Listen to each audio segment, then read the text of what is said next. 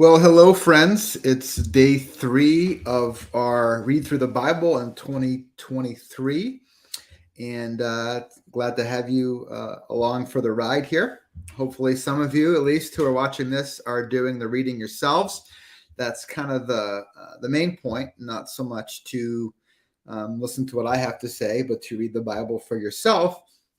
And anything that I add or say about it, the kind of idea or encouragement is for you to take it back to your own reading of the Bible and ask the question, does this make sense? Does this make more sense of it? Or is this kind of out there in left field?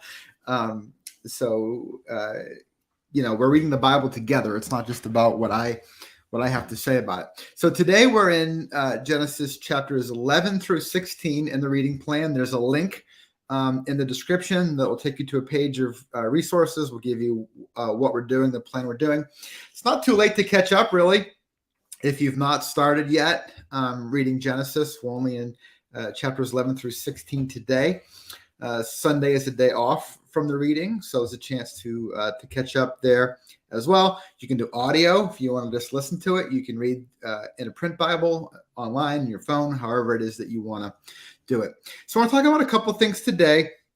Let's start with chapter 11 and talk about the Tower of Babel, or Babel, however you want to say it, and its significance. And then we'll spend most of the moments we have together here kind of introducing ourselves to Abraham and several aspects of his story and importance in the biblical narrative. So hopefully you're tracking through now and kind of understanding how these pieces are fitting together. So let's look at a few verses from chapter 11 of Genesis in the Tower of Babel. Now the whole world had one language and common speech. As people moved eastward, they found a plain in Shinar and settled there. They said to one another, "Come, let's make bricks and bake them thoroughly." They used brick instead of stone and tar for mortar. Then they said, "Come, let's build a city with a tower that reaches to the heavens so that we may make a name for ourselves. Otherwise, we will be scattered over the face of the whole earth." Now, there's a few things here, a few problems here, because there's nothing good about this story, as we'll see, that ultimately the Lord scatters them out from that place and confuses their language. And again, I think one of the purposes, not probably the main purpose, but one of the purposes is to kind of provide the ancient audience in particular a way of thinking about why the world is the way that it is. Why are the people groups where they are? Why do we speak different languages? Just kind of gives a foundation story for kind of understanding their world in that time and place, and for us as well. So here's the problems. One, they're building a city. A city is located in one spot, and God told humans they created to do what? Be fruitful and multiply and fill the earth. So cities will be okay. Ultimately, Jerusalem is going to be a major city in the biblical story.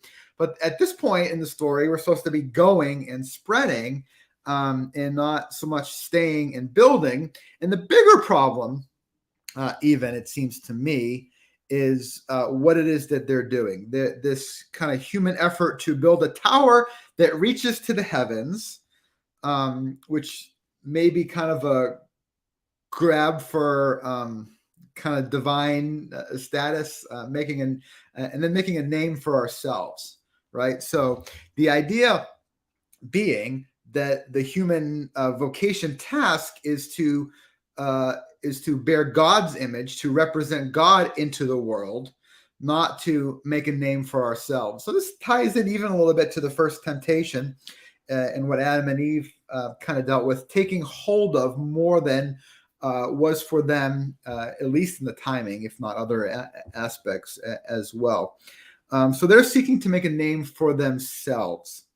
And God, of course, says, "No, this is not good. I'm going to confuse your language and scatter you out." Now, an interesting thing before we move on to Abraham, which is the main point today, one of the interesting things here is this word for Babel is actually the same word for Babylon, which is going to come up later and a few different times in the biblical story, right? Remember, Babylon is that kingdom that comes in and ultimately takes the southern kingdom of Judah out of the land Babylon. And so already now Babylon, and then later in Revelation, it's going to come up again too, more symbolically, probably representing the Roman Empire. And what this idea kind of represents is human striving to make a name for themselves, to do something apart from recognizing God and God's power and who God is. So there's a lot of stuff that's sort of going on here. And you're welcome to add in your own thoughts, questions as well here along the way as I'm talking for a few minutes today. Or if you do it later on after the fact, we can circle back around and have some text conversation. Or the next time I do a video, probably tomorrow, I can answer other questions that you may have there as well. So Genesis chapter 12 is very, very, very important in the biblical story.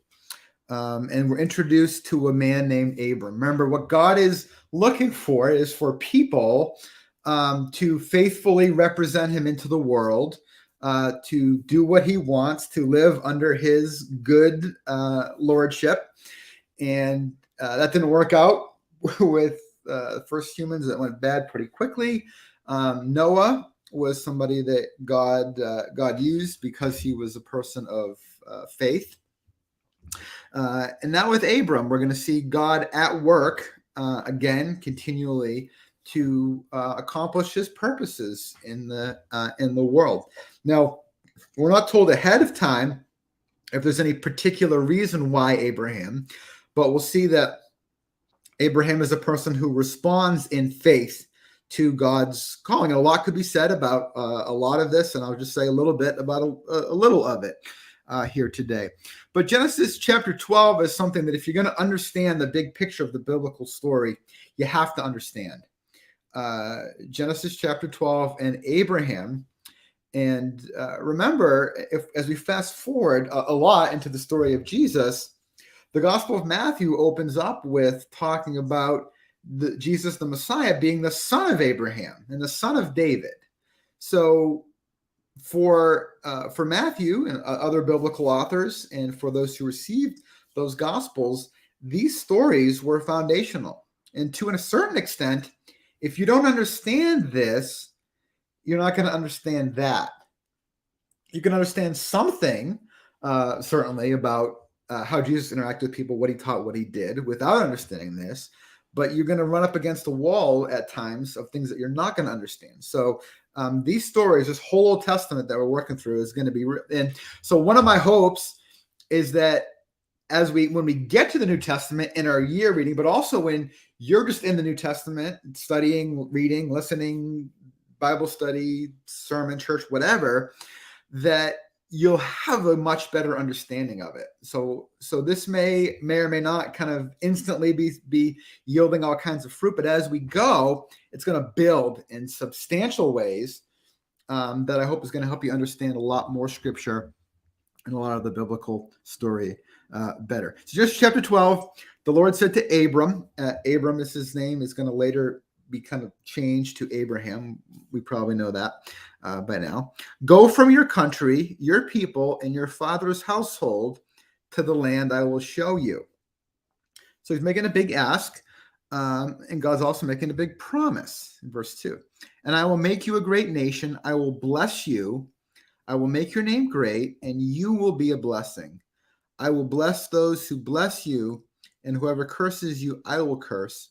And all peoples on earth will be blessed through you. It's really interesting, and I'm kind of noticing in a fresh way just now this idea of I will make God saying to Abram, I will make your name great, in contrast to, again, Babel, where they said, come, let's make a name for ourselves, right? So there's this thing we're going to see throughout Scripture that if we trust God and are obedient to him, there'll be a certain sense of God's blessing that we'll walk into. But if we try to, apart from God, make a name for ourselves, right? Take out and reach and grab the fruit for ourselves, our own path to knowledge and wisdom, our own path to building something, our own whatever. It's so tempting for us, even today as Christians, we think about our lives and our ministry. It's so tempting to just take a hold of stuff for ourselves. And sometimes we get in trouble doing that. Oftentimes we get in trouble rather than walking in what God has called us to and trusting him to provide whatever it is that he will there for us. So we're told in verse 4 that Abram went as the Lord had told him.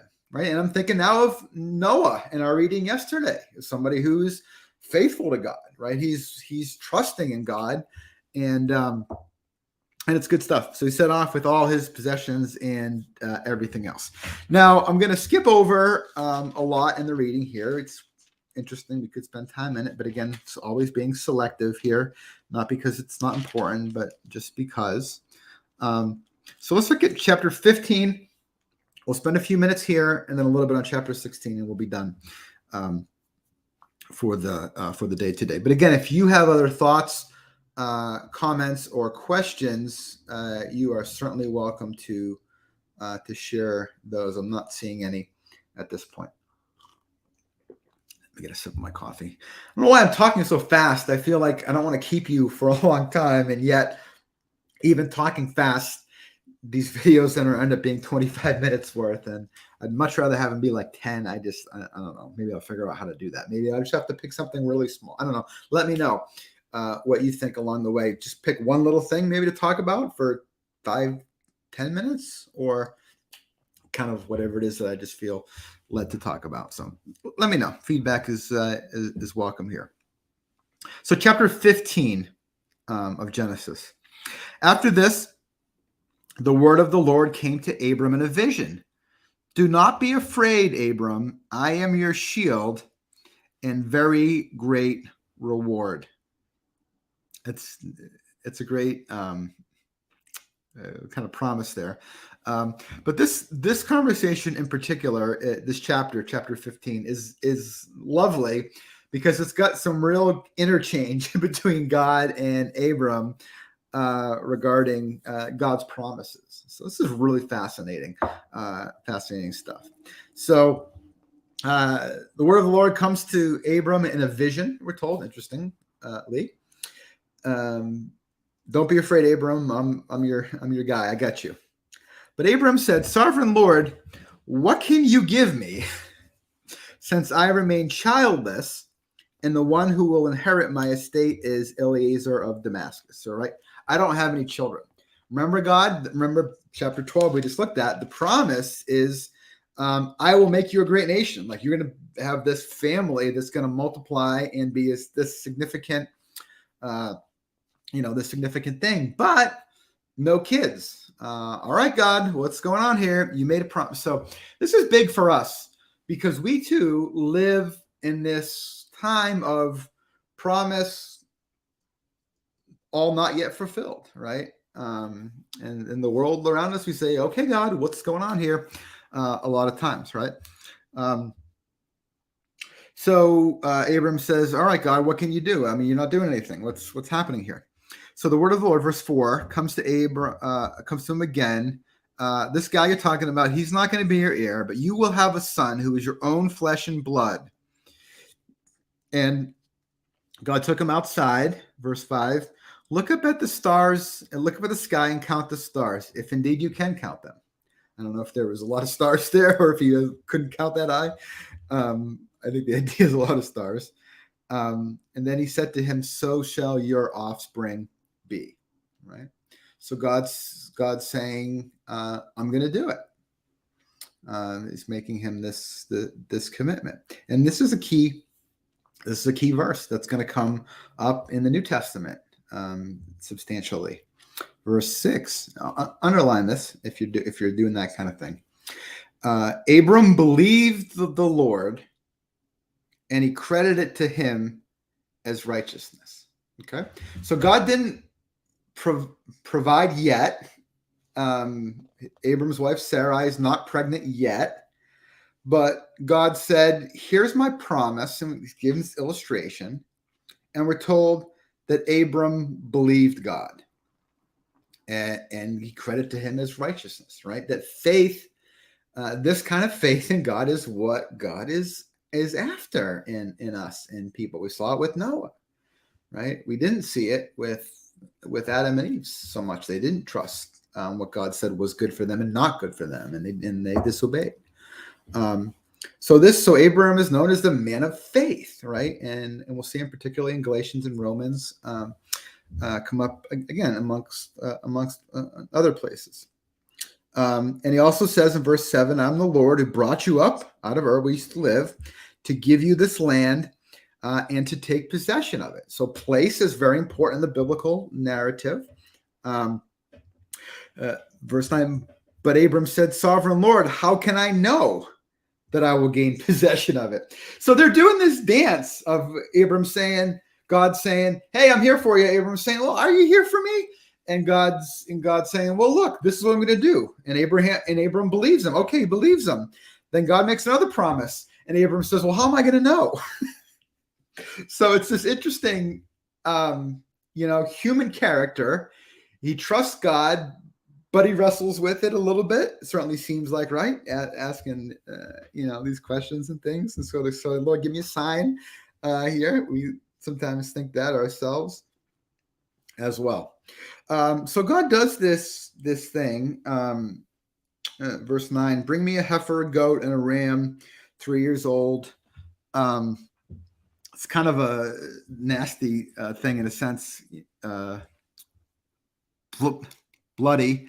Abram brought him to him, cut them into two halves. And so it's kind of nasty stuff. And what's happening here, that it's hard to know just reading it. This really is one of those times where knowing biblical cultural background really helps a lot, and having some resources. So what's going on here is kind of something that would happen oftentimes when they would do a covenant. That's what this is. We looked at covenant last time. That oftentimes they would cut a covenant, that there would be animals given like this in this way. And what would happen in this different kinds of covenant, but in one covenant where there was a superior party and a lesser party, right? Like a king and a lesser nation or something like that, is that they would do this animal thing as part of the covenant ceremony. And the lesser person in the treaty would walk through these cut animals with a symbolic kind of idea that if you break this covenant, what happened to these animals cut in half and dead is going to happen to you. So it's kind of like this mafia kind of threat, I guess, is part of the deal that was common with these covenants. But what's different and significant about this is, I'm jumping down to verse 17, and then I'll back up and talk a little bit about the promise. Verse 17, we're in Genesis 15. When the sun had set and the darkness had fallen, a smoking fire pot and a blazing torch appeared. Okay, interesting symbolism, right? And passed between the pieces.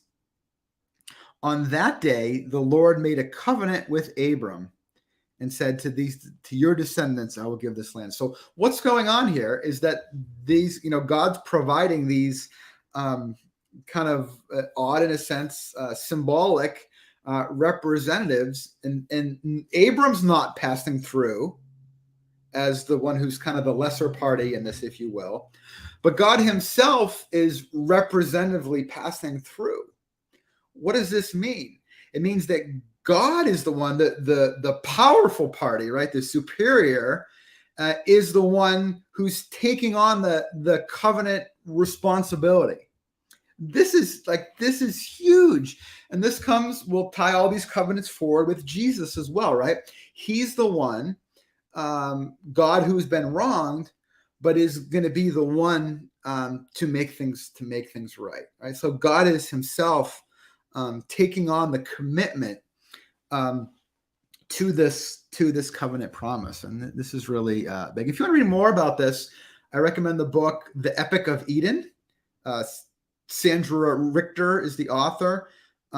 It's a readable book, but it'll help you understand more about these covenants that we're going to look at throughout the biblical narrative. Last thing maybe with this is this. Back up a little bit to verse 13. Well, I don't want to read all this, but he's going to go through what's going to happen. He's kind of foreshadowing here Egypt and what's going to happen there, the slavery and the Exodus that's going on. So verse 16, look at this. In the fourth generation, your descendants will come back here. For the sin of the Amorites has not reached its full measure. This is really interesting too, but I got to put a pin in that for later. Not later today. Later. Excuse me. God's promise to Abraham isn't going to all come true for him personally. A lot of it's going to be for his descendants, and ultimately for his way down descendants in the New Testament, and then us as people of faith and the inheritors of the promises of Abraham. So a lot there. You read it. If you've not, go back and read it back through and see what you think there with that here today. The last thing is this. Chapter 16 is the end of our reading for today. I don't know if this reading, what it's like for you. I think it goes pretty fast, actually. It's a lot of chapters, but this is narrative, so it moves along pretty good here. So verse 16, again, this promise of children, all of these things depend on Abram having children that can have children, that can have the generations, that can spread and fill the earth and be a blessing to the world. But no kids is a problem. Remember, he already wrestled with that with God. Well, they're going to, Abram and his wife, Sarai, are going to try to take matters into their own hands. Are you seeing this theme yet? Adam and Eve take the pursuit of knowledge and wisdom into their own hands. The people at Babel are taking their endeavor into their own hands. We can look forward to think about, right, the like Proverbs 3 and other places, right? Trust in the Lord, lean not on your own understanding. That would have been helpful for Abram and Sarah here, but they don't do that. So they have got no children. But Sarai has this Egyptian slave servant named Hagar. And so she says to Abraham, hey, I can't have kids. Why don't you take her and you can have a child with her, since it's not doesn't seem to be happening. So he does. He sleeps with her. She gets pregnant, and then Sarah is like, "This is a terrible idea," and she blames him, even though it's her idea. Again, we're back in a sense, really, in the garden with this man and woman together, making similar mistakes and this kind of thing. So it's really interesting to kind of track through this particular story. And so Sarai's not happy. Hagar takes off, but then God finds her there. So this is fascinating. The situation that Hagar is in is because, really, I think this is what's going on here, because Abraham and Sarai didn't trust God. They take matters in their own hands. And now this Hagar is taken advantage of in every way, really.